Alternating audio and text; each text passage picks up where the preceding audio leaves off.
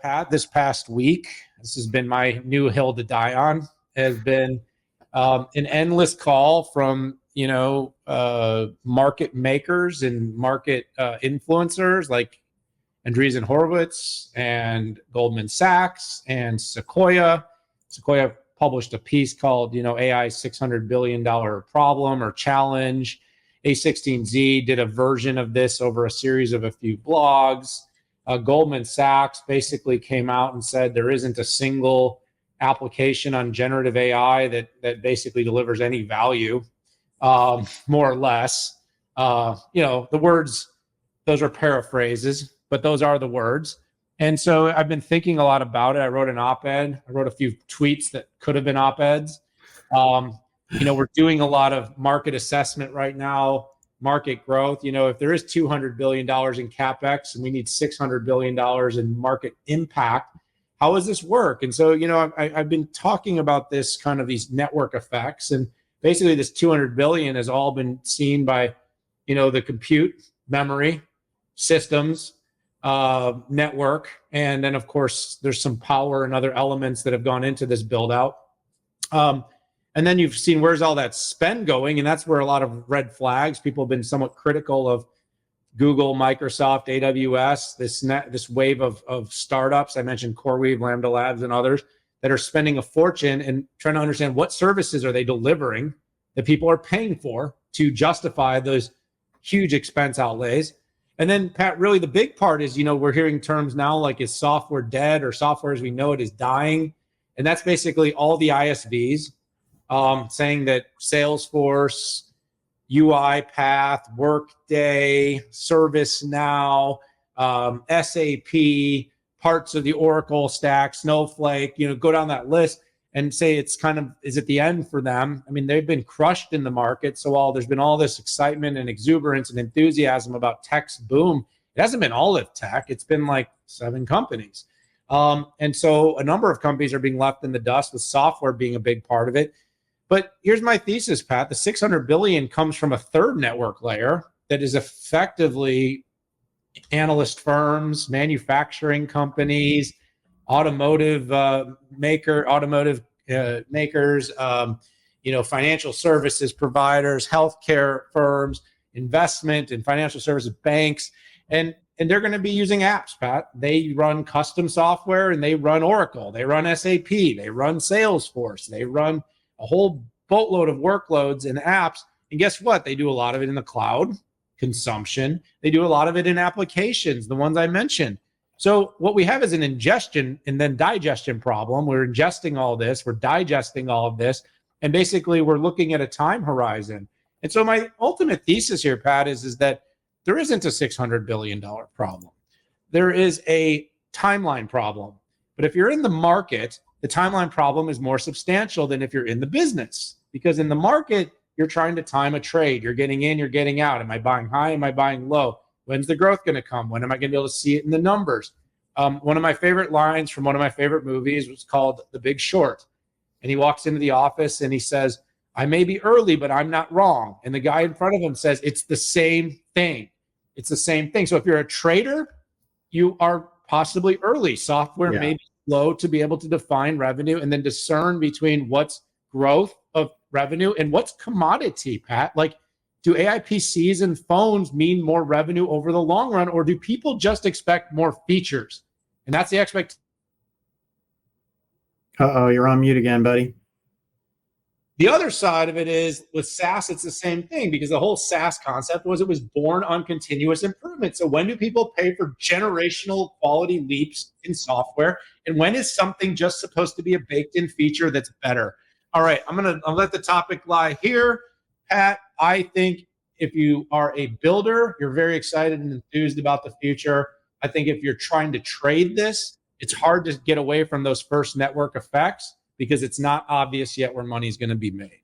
So I believe this is 100% about timing. And, it's hard to see the beauty of the wood finish when you're putting the plumbing in, and building the cement foundation. And when it comes to the infrastructure, that's exactly what we're doing. And we're actually having to train, the home builders on a new way to build a home and new way to install the cabinets on there, because it's never been done like this before. The one element, and maybe you hit it, maybe you didn't. I didn't interpret it that is competitively. I mean, what is a SaaS provider going to do? Just say, you know what? I'm deciding that I'm just going to not do this right now because I don't see this thing panning out for another 2 years. And all your competitors go in and they institute all of these features, and then you're going to lose all of this business, and your stock's going to get dumped, and you're going to get fired as a CEO and a leadership team. So there actually is no choice. I think it is a miracle at how these SaaS companies are walking on this kind of razor's edge of not bringing in a ton of cost and slowly and quickly bringing these features out. One thing I know, though, like Adobe Firefly and the ability to cut your content creation costs by 50%, right? The ability in human resources or any type of service environment to improve self-service like in a way we've never seen before. I mean, it's just crazy the amount of code that can be written. That can be written. I mean, heck, agents create code on its own. Now it's sandboxed first to keep it, from doing weird and nefarious stuff, but it's there. So it's a timing issue. If you're an enterprise or an enterprise SaaS enterprise writing your own enterprise applications and capabilities, or you're an enterprise SaaS companies, like, what are you going to do? You're going to not do e-commerce? Are you not going to put up a website, right? You're not going to connect to the internet.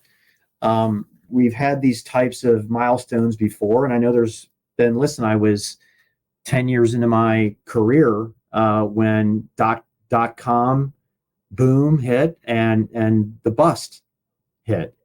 And I think we're so far away from that. I mean, the internet, there wasn't good content on there. I mean, it was like you get on and you do search and the search sucked. Why? Because a lot of the content wasn't even on the internet, right?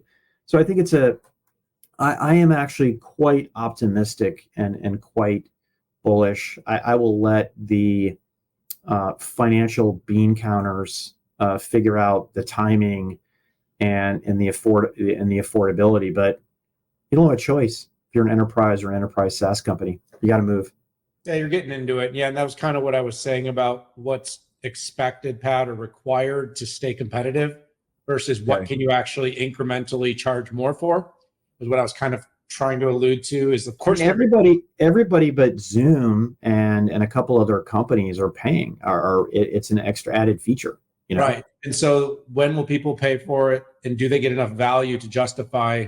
These companies have always just raised prices anyway, just for doing sort of iterative feature growth and expansion. That's kind of the whole model of SaaS, Pat. Now, one thing I know you love to talk about, and we're going to get to the last topic here, but you've always loved to talk about sort of that hybrid multi-cloud data fabric. And one of the big things that the Goldman person that wrote the piece, and his name I forget right now, but is he kind of pointed out that he could have it do some of the complex equities modeling for him, but it was at 6 times the cost.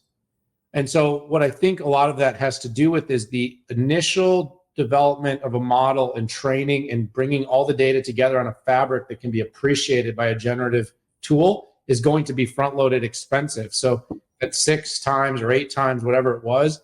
But over time, once you've optimized that, there has to be like a factory element to it, as you spend big to build it. And then over time, it starts to create lots of efficiency. And I don't know that they're weighing that in yet, because right now it feels like it's all build. And there's a continuous build because the data, but listen, 20 years of ML pipeline, Pat, and everything else, we still haven't gotten that multi-hybrid cloud data fabric to where it's easy to use for a real looking enterprise data estate. And that's going to slow down AI. We got to figure that out. It's got to get figured out. I know there's some things out there. Probably something we should have a whole different show to talk about.